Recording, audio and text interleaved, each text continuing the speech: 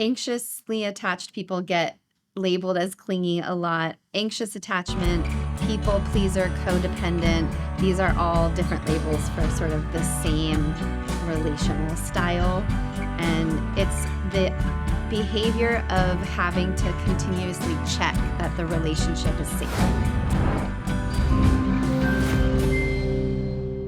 Hi, everyone. Welcome back. This is The Mindful Space, and today we are bringing you Kaylee Friedman all the way from Los Angeles, California.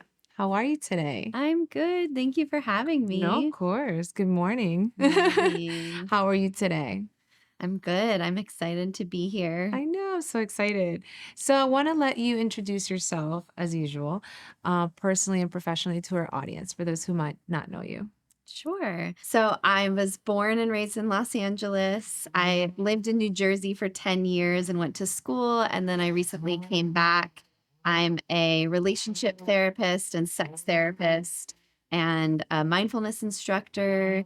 And I love to facilitate workshops and lead people in healing experiences. Nice, amazing. You're a combination of a lot of things. I have many, many interests. Perfect.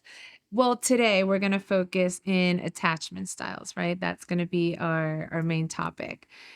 What are the attachment styles? What is an attachment styles for somebody who has never heard about this? Yeah, that's a really good question. It's a buzzword on social media right now. Exactly. Everyone's talking about what's your attachment style. It's a essentially attachment style is how you operate within relationships. And it is something that you develop very early on in life. As a small child, as a baby, you attach to your parents or caregivers. And depending on a combination of your temperament as a baby and your parents and how they relate to you, you develop an attachment style through childhood. And then that shapes how you do relationships as an adult. And relationships, just love relationships, or in general for everything? All relationships. The general rule of thumb is that the more intimate the relationship, the more your attachment style kind of comes out. There's a bigger Okay. risk when there's more vulnerability. So you may not experience your attachment style in your relationship with the person who checks you out at the grocery store. Yeah, or like a But coworker, but then yeah, boyfriend, girlfriend, best friends. it starts to get a little more salient. Okay. And there are multiple attachment styles, correct? Can you walk us through the different ones? Yeah, absolutely. So essentially, there's three main attachment styles, and you can have sort of a combination of them in different ways. But the way that I like to think about it is sort of like a spectrum.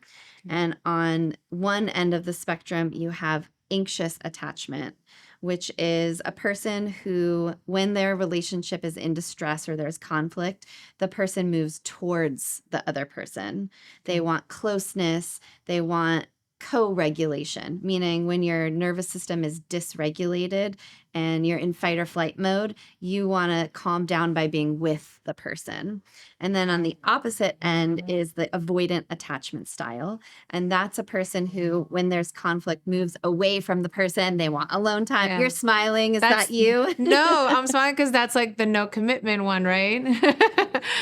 It's not me, it's the opposite. Been there, done that. Yes, the avoidantly Yeah. attached tends to avoid commitment because one of their core fears is losing themselves within a relationship.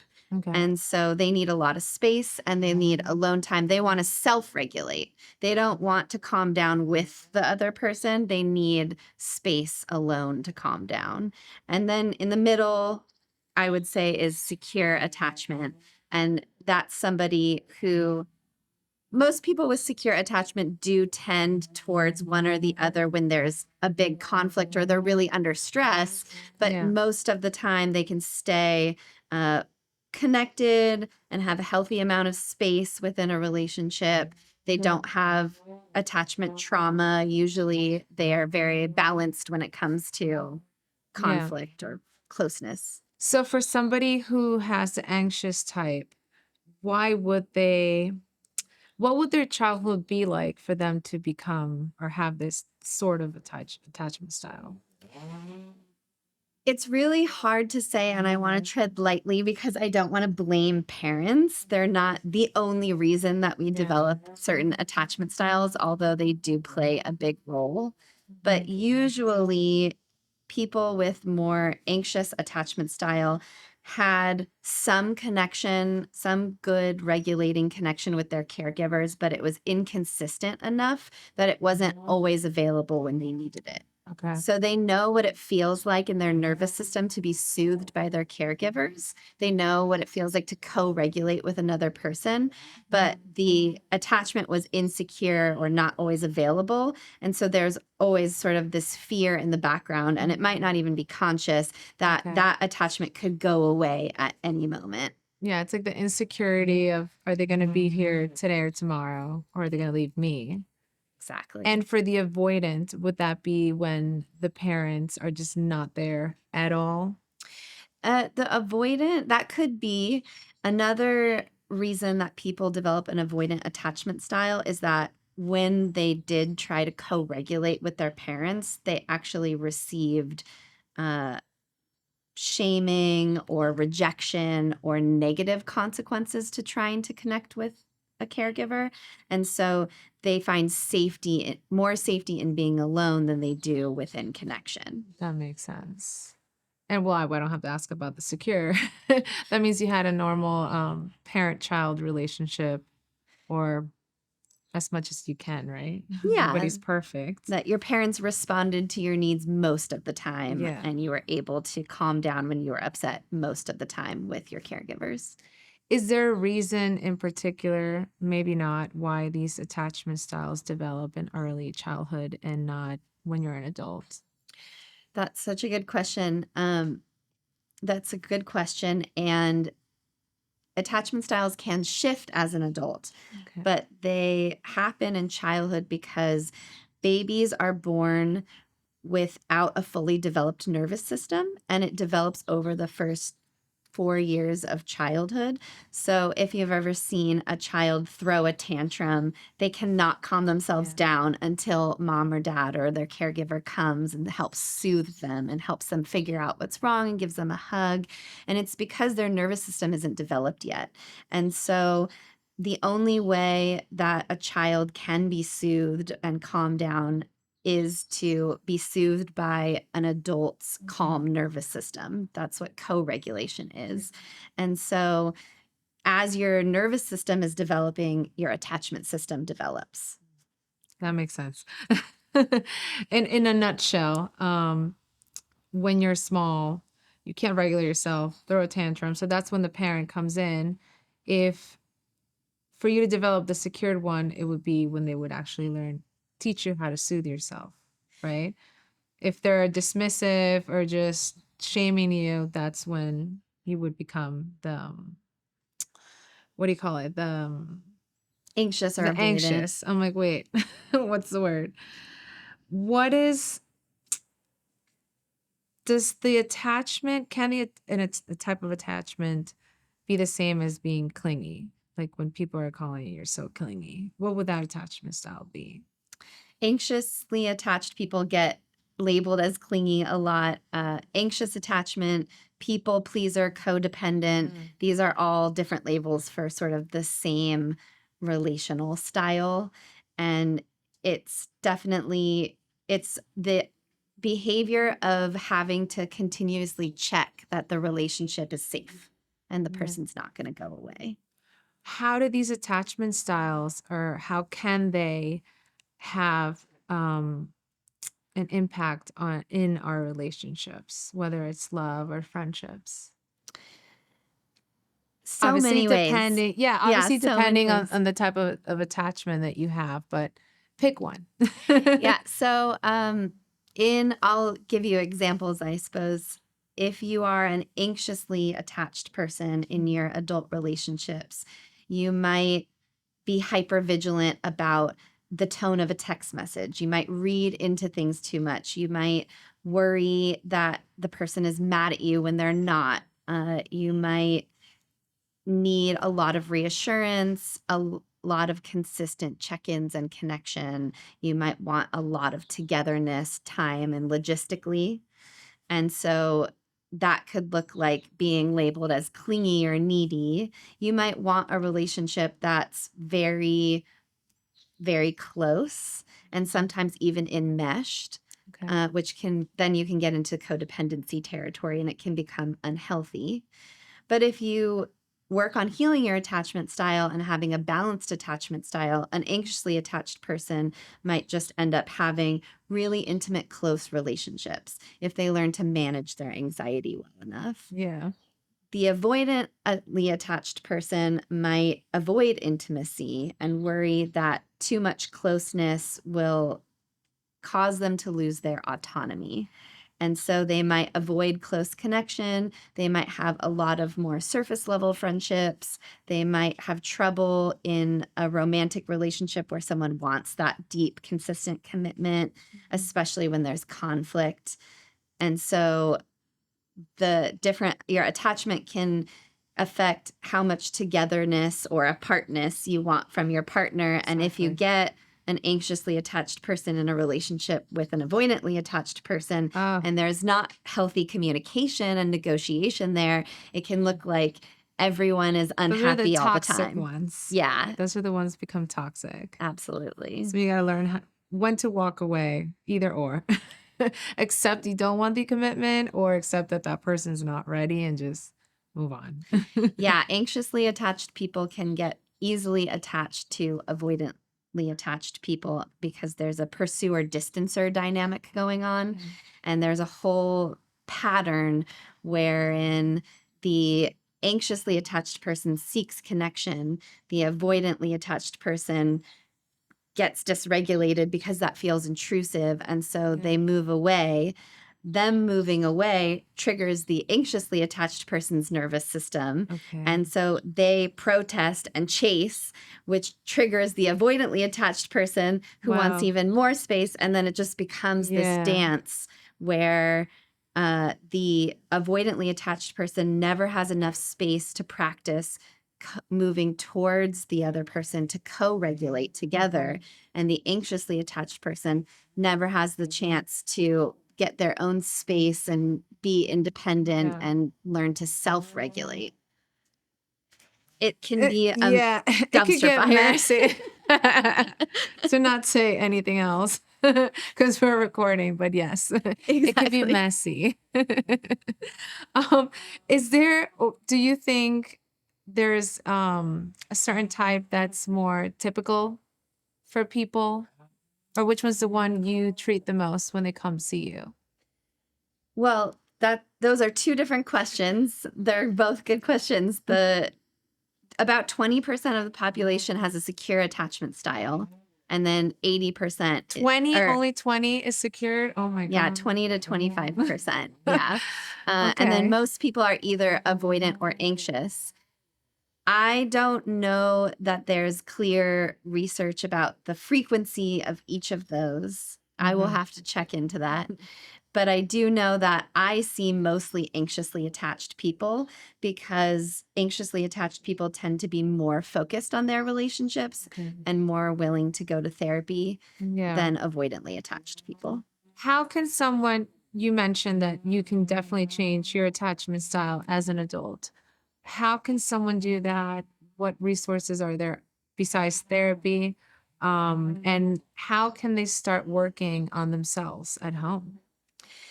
So it's unlikely that you would ever completely change your attachment style as an adult, but you can move into a more balanced place where you have a healthier relationship with yourself. Yeah. And besides therapy, I would say learning about attachment theory can be helpful. Learning mindfulness skills is really the main ingredient, in my opinion, because you need to be able to observe yourself. You Okay. need to be able to observe your thoughts, Yeah. your emotions, your physical sensations, so that you can notice, oh, I'm thinking really dark thoughts right now. I'm interpreting everything my partner Yes. is doing through this lens of fear. Maybe my attachment style is activated. Maybe I need to do some self-soothing. or I'm avoiding my partner. I'm noticing that I'm really craving alone time. Let me communicate that to my partner. And so you can work on your attachment style when you become aware of it, and then you start to change behaviors. And it can be hard to learn how to do that. So if you can access therapy or treatment that's helpful, or work with a coach, or read a book, listen to podcasts, there's tons of online workshops. You can just take a Yes. day-long workshop, learn about the attachment styles, and start observing yourself. And that in itself can be a game Yeah. changer. I think a lot of people, like you said, it's a trend. Everybody's talking about attachment styles. There's multiple books that everybody's reading, but I feel that it's important that once you recognize, okay, I have this type or this type, then you should definitely do the work if your goal is to be in any type of relationship, of course. But like you said, it doesn't just affect your love partner.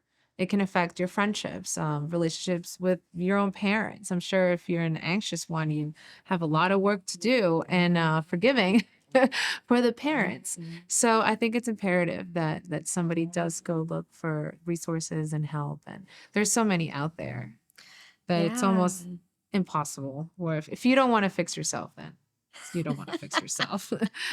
The help is out there, guys. Right. I think that the ingredient that you need is just curiosity. Exactly. If you can be curious about yourself, about the theory, about information, about other people, their Yeah. attachment styles, you'll find your way. Yeah. I mean, why do you think it's an imperative to get to know your attachment style? Do you agree what I say that it eventually is just going to affect you? I feel like you reach an age where you're just like, all right, I gotta do the work. I've been ignoring it for so long. Yeah, absolutely. Self-reflection is scary for people because when you really look at yourself, you can often experience a lot of shame and self-judgment and really painful feelings. And people don't usually have the skills or the support system, maybe, or the resources to have that painful experience and feel like they can still get through it and function and be happy and okay. So oftentimes people really avoid, like you said, doing the work. And it's understandable. And I want people to know that there is help and there are resources, and you can always feel better, and you can always find support and knowledge and skills that can help you get through doing those scary and hard things. Exactly. It's very important. Um, is there any last message you would want to tell anyone that might be struggling with any type of attachment style? Well, maybe the anxious kind. Um, Yeah. Um, if you have an anxious attachment style and you feel like it's affecting your relationships and causing you a lot of anxiety, it can be really helpful to refocus away from your relationships a little bit and turn inward and figure out what's important to you. What do you like? What do you dislike? What are your values? What are your core beliefs? And start making decisions based on what you need. And that can start really small. Like, what do I want to eat for dinner? What kind of lettuce do I want to buy from the grocery store because that's my preference? And start making small choices that support you and your well-being. Doing that consistently can really build your relationship with yourself so that when someone's not available or you are in conflict with somebody, you can turn inward and feel comforted by your own self-care. couldn't have said it better. One last question that I have out of curiosity. What would you think, or what attachment styles are more compatible? Because we already did the opposite. But what about like what are the ones that should be together? What are the Hmm. ones that bond better? Well, the easiest relationship would be two securely attached Okay. people Yeah. But because that's only 20% of the population, that's not always gonna It's not happen. realistic.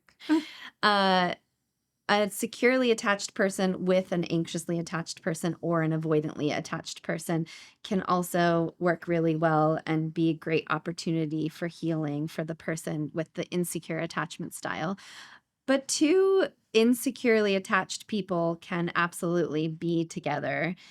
It just takes a lot of work and a lot of intention and communication, and you probably will need some professional help, at least as individuals, so that you can bring a Yeah. certain level of skill to the table. But ideally, I would say a secure person with an insecure person is probably the most common and the most opportunity for growth. Yeah, I guess it's all about perspective, right? It can be the more toxic one or healing journey for both of you. Yeah, if you're willing to do the work, an avoidant person and an anxious person can heal each other and help support each other's healing journey. That's true. What when your clients come see you, how do you work with them? Maybe a few examples of what activities or how you would work with them. What kind of do you give them homeworks or activities? Yeah, absolutely. When I see clients, I essentially create a program depending on what they're bringing to the table and what their life looks like and what they have space for. We do a lot of mindfulness activities in sessions, and I'll give them mindfulness homeworks and assignments and meditations to practice. We talk a lot about attachment theory.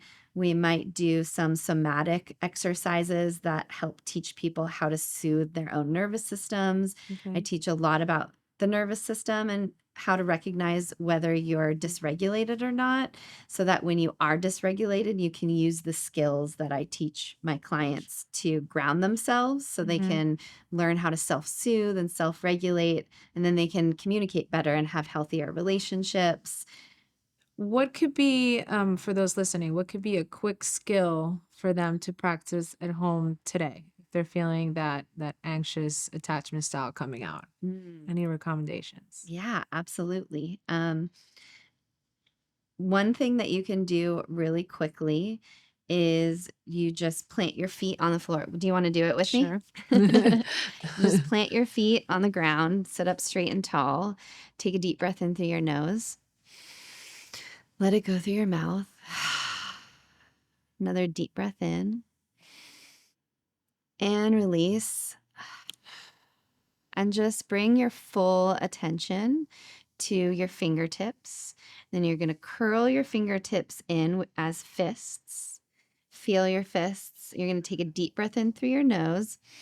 Hold your nose and then clench your fists as hard as you can. Hold your breath and clench them as hard as you can for 5, 4, 3, hard as you can, 2, 1, and release. Let it go. Just sit back and let your breathing return to normal. And just feel the sensation in the palms of your hands. Feel the blood moving through them. Feel that life energy. And then just notice anything else in your body that's calling your attention. Your breath, your heart rate. Oh, I definitely feel relaxed. You? So that's just a Yeah. little way of getting out of your head and into your body. The tensing of the muscles and then the releasing can help Yeah. move some of that anxious energy through your body, concentrates Yeah, it, it's and then almost like you're releases putting it. all the anxiety there, holding it, and then like, all right, I'm good. Exactly. Little Okay, that's mindfulness amazing. exercises. So easy. Yes, it's so important. You could do this at home, at your job, anywhere, and people think it's. I mean, yes, some of the things you need the therapeutic tools, and it's a little bit more complicated. But some other mindfulness practices is just you being conscious about, your environment, yourself, and just really taking the time to take a step back and see what's really going on inside your brain, and your body. So, no, I love this conversation. I love the topic. I know we could keep talking for hours, but I got to let you go. Yes, I have to go. But again, thank you so much for taking the time for being here and talking about this very important and trendy subject. Yeah, thank you so much for having Of course. me. Thank you guys for watching or listening. Don't forget, we drop a new episode every week. Don't forget to subscribe and comment. Let us know. Let us know what you think. If you have any questions, we're here. We'll more than gladly answer anything you have questions for. Bye.